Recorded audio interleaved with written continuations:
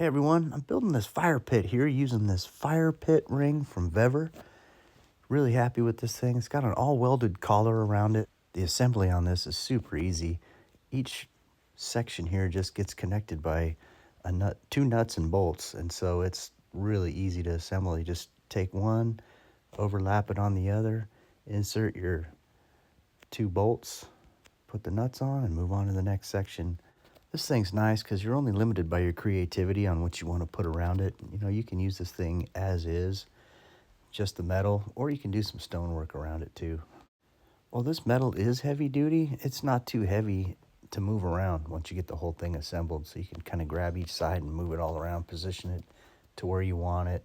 Move it in and out of your fire pit too if you're making one out of stone. You know, it's easy. You can move it around for measurement and even just moving locations. So here's a look at it fully assembled, just the metal itself, and starting the stonework around it. This is a really simple design. It's just used with retaining wall bricks. Here's a look at it with the fire. Really like this thing, very happy with it.